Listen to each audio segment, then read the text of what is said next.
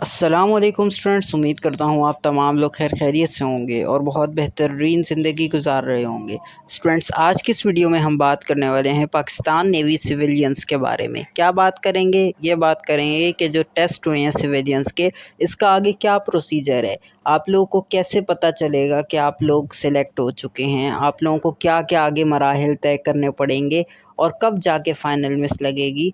हम ये सारी डिटेल आज की इस वीडियो में बात करेंगे। सबसे पहले मैं आपको ओवरव्यू दे देता हूँ कि हम लोग पहले बात करेंगे हम जो कि हमारी शॉर्ट लिस्ट तकनी है। वीडियो में आप लाजमी देखिएगा, लाजमी शॉर्ट लिस्ट की हम बताएंगे कि कब लगनी है ये शॉर्ट लिस्ट, क्योंकि सबसे पहला मराहिल ही शॉर्ट लिस्ट का होगा, मरहला शॉर्ट लिस्ट का होगा। सबसे पहले शॉर्ट लिस्ट लगनी है और ये हम बताएंगे कि कब लगेगी। ठीक है, तो वीडियो आपने पूरी देखनी है, तभी आपको पता चलेगा। उसके बाद हम बात करेंगे मेडिकल के बारे में। मेडिकल कैसे होगा, फिर इंटरव्यू कैसे होगा, फिर मेरिट लिस्ट कैसे होगी और इसके फिज़िकल होगा या नहीं होगा। All we will talk about in this video. So stay tuned with us. बिना टाइम वेस्ट के वीडियो को स्टार्ट करते हैं। Let's get started.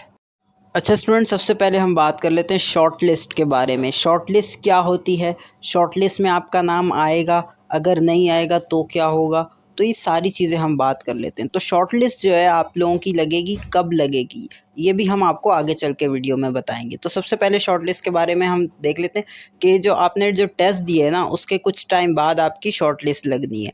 ठीक है, और जो शॉर्ट लिस्ट है उनमें उन्हीं स्टूडेंट्स का नाम आएगा जो कि पास हुए होंगे।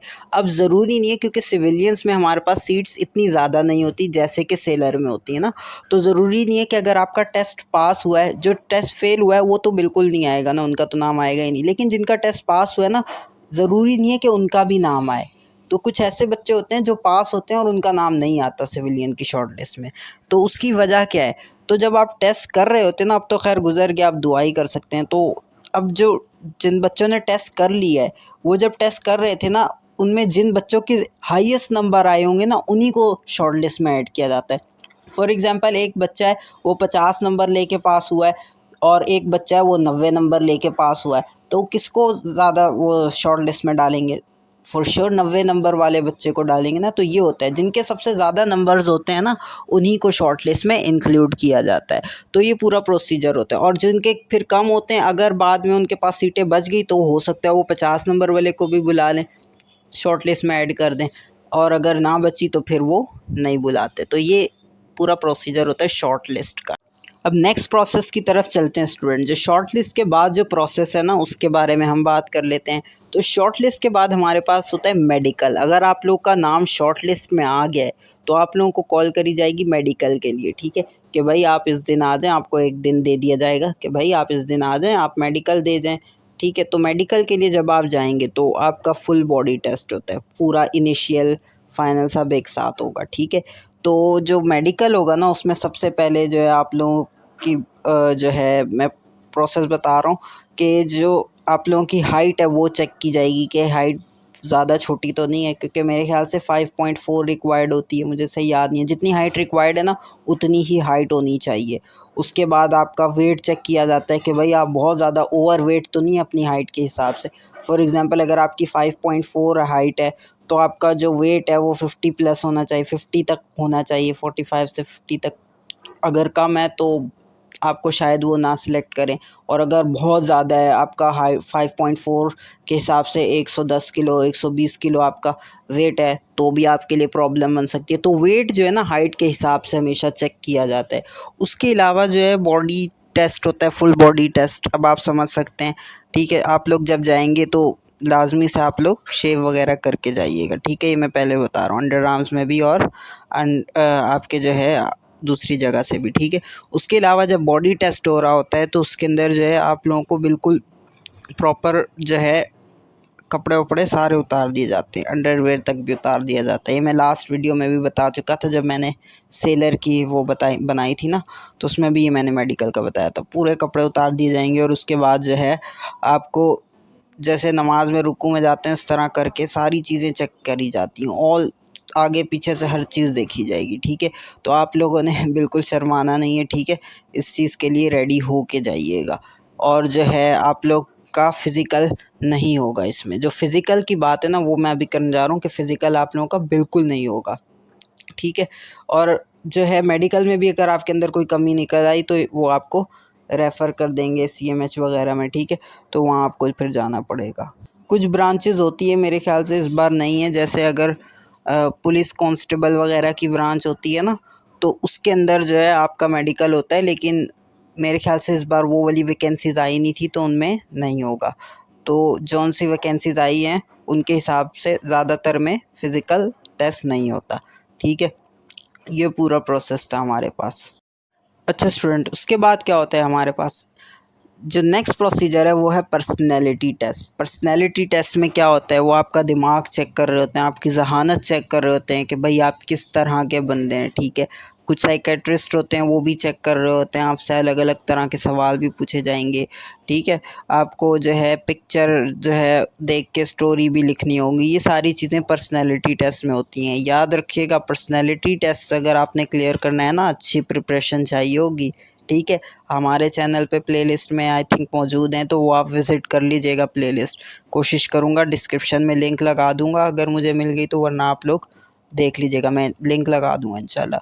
तो ठीक है, पर्सनैलिटी टेस्ट अगर आपने क्लियर करना है, आपको प्रॉपर प्रिपरेशन चाहिए होगी।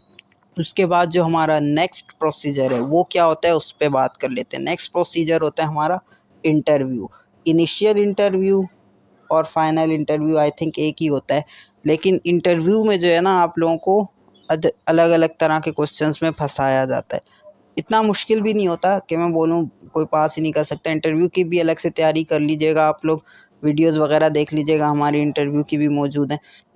तो जो इंटरव्यू की जो प्रिपरेशन है ना, उसके अंदर इंटरव्यू में जो सवालात आते हैं वो अलग अलग, कुछ नेगेटिव सवाल भी आते हैं और पॉजिटिव सवाल भी आते हैं। अगर पॉजिटिव सवाल आए तो आपने उसका पॉजिटिव ही जवाब देना है। जिस तरह का क्वेश्चन होता है ना, उसी तरह का आंसर देना होता है। और एक और बात मैं ये आप लोगों को बता दूं, इंटरव्यू के लिए जिस अंदाज में और जिस तरीके का क्वेश्चन सवाल कर रहा है इंटरव्यूअर, उसी अंदाज में और उसी तरह से आपने उसको जवाब देना है। अगर क्वेश्चन पॉजिटिव है, आपने जवाब भी पॉजिटिव देना है। अगर क्वेश्चन नेगेटिव है तो आपने जवाब उसका देख के, अगर नेगेटिव जवाब बनता है तो नेगेटिव देंगे, लेकिन शर्माना बिल्कुल नहीं है, ठीक है। और वो बिल्कुल गलत भी बात नहीं करनी, नहीं कि नेगेटिव के चक्कर में आप बहुत ही अलग बोल दें, गलत बोल दें, ठीक है। तो ये देख के, और एक और टिप ये लीजिए कि आप लोग जब भी इंटरव्यू कहीं भी दें, नेवी में दें या कहीं और दें, इंटरव्यू की टिप बता रहा हूँ मैं, ये प्रिपरेशन नहीं करा रहा, टिप बता रहा हूँ कि अगर जब भी इंटरव्यू दें आप नेवी में या कहीं और कभी देते हैं, तो जिस लैंग्वेज में आपसे सवाल हो रहा है ना, उसी लैंग्वेज में जवाब दें। क्योंकि हमारे यहाँ तो इंग्लिश और उर्दू में ही सवाल किए जाते हैं ना इंटरव्यू में। तो अगर आपसे कोई सवाल इंग्लिश में कर रहा है तो आप कोशिश करें उसको जवाब इंग्लिश में दें, क्योंकि जिस इंटरव्यूअर की अगर ज़बान में हम उसको जवाब देंगे ना तो वो खुश होगा हमसे। और अगर वो उर्दू में सवाल कर रहा है तो हम उर्दू में ही जवाब देंगे, ठीक है। तो जिस लैंग्वेज में सवाल पूछा जा रहा हो उसी में आपने जवाब दे देना है। उसके बाद हमारा नेक्स्ट प्रोसीजर क्या हो जाता है, मेरिट लिस्ट का। इंटरव्यू भी अगर आप क्लियर कर लेते हैं तो मेरिट लिस्ट का। अच्छा, मेडिकल और इंटरव्यू का जो है रिज़ल्ट फ़ौरन नहीं मिलता आपको, रिज़ल्ट आपको बताया नहीं जाता, बस ये डायरेक्टली मेरिट लिस्ट में ही पता चल जाएगा जब मेरिट लिस्ट लगेगी। तो आप लोगों का जो मेरिट लिस्ट का प्रोसीजर है ये डिपेंड करता है, कुछ महीने लगते हैं इसमें, 4 महीने 5 महीने लग जाते हैं मेरिट लिस्ट लगने में, ठीक है। तो मेरिट लिस्ट लग जाएगी। उसके बाद अब हम बात कर लेते हैं कि शॉर्ट लिस्ट कब लगनी है स्टूडेंट्स।